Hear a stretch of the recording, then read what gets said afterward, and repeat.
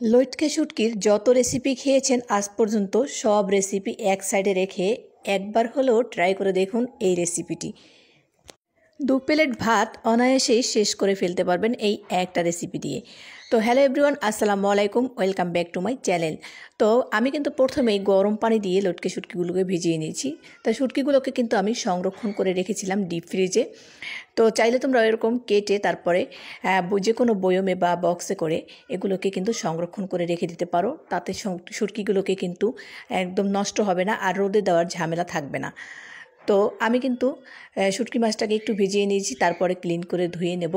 আর এখানে বেগুনগুলোকে কেটে নিচ্ছি লম্বালম্বিভাবে। তো এখন বেগুনগুলোকে আমি ঠান্ডা পানি দিয়ে কিছুক্ষণ ভিজিয়ে রাখবো, তাহলে এক্সট্রা কষটা বের হয়ে যাবে বেগুন থেকে। তো বেগুনগুলোকে ভিজিয়ে কিছুক্ষণ রেখে দেব। আর এদিকে আমি বড় বড় পেঁয়াজ নিয়েছি 3টা। তো আমি এগুলোকে বড় বড় করে কেটে নিচ্ছি, ফালি করে নিচ্ছি। আর আমি আস্ত রসুন নেব। তো আমি বেশ কিছু রসুন নিয়ে নেব। তো আমি এখানে 3 থেকে 4টা রসুন নিয়েছি। তো এগুলো যেগুলো বেশি বড়, তো সেগুলোকে আমি মাঝখানে একটু ফাড়া দিয়ে নিচ্ছি। তো এখন আমি চলে যাব রান্নার।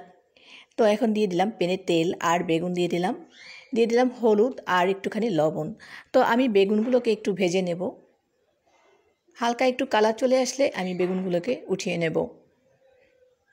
এই রান্নাটা আমি যতবার করেছি বাসার সবাই অনেক পছন্দ করেছে। তোমরা চাইলে এভাবে রান্না করে দিতে পারো, সবাই অনেক পছন্দ করবে। আর আমি কিন্তু এখানে শুটকি মাছটাও একটু ভেজে নেব। দিয়ে দেব পেঁয়াজ আর রসুনও আমি এখানে দিয়ে দেব। তো দিয়ে এটাকে একটু হালকা ভেজে তারপরে উঠিয়ে নেব।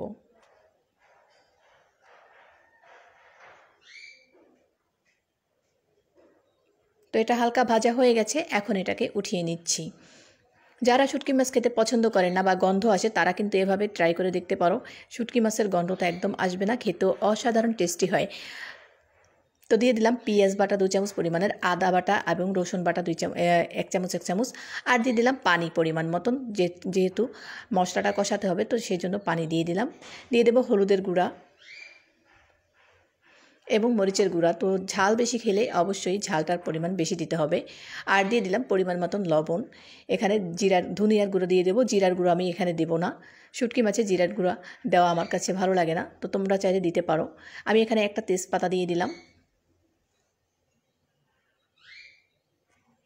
তো এখন আমি ভেজে রাখা সেই মাছগুলোকে এখানে দিয়ে দিলাম। তারপরে বেশ কিছুক্ষণ আমি কষিয়ে নেব। দিয়ে দেব আস্ত কাঁচামরিচ কয়েকটা।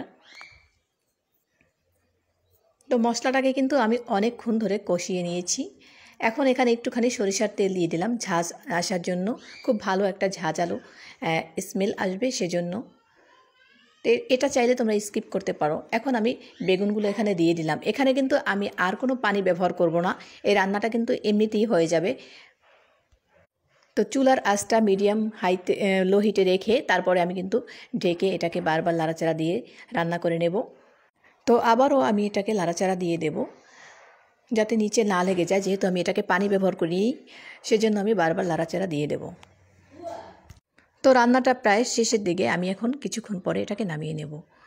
তো হয়ে গেছে, আমি নামিয়ে পরিবেশন করব। আশা করি আজকের এই ভিডিও তোমাদের কাছে অনেক বেশি ভালো লেগেছে। ভিডিওটি ভালো লাগলে চ্যানেলটির সাথে থেকো। যারা ইউটিউব থেকে দেখছো তারা চ্যানেলটি সাবস্ক্রাইব করে পাশে থেকো। সবাই অনেক অনেক ভালো থেকো। দেখা হবে নেক্সট ভিডিওতে। আল্লাহ হাফেজ, আসসালামু আলাইকুম।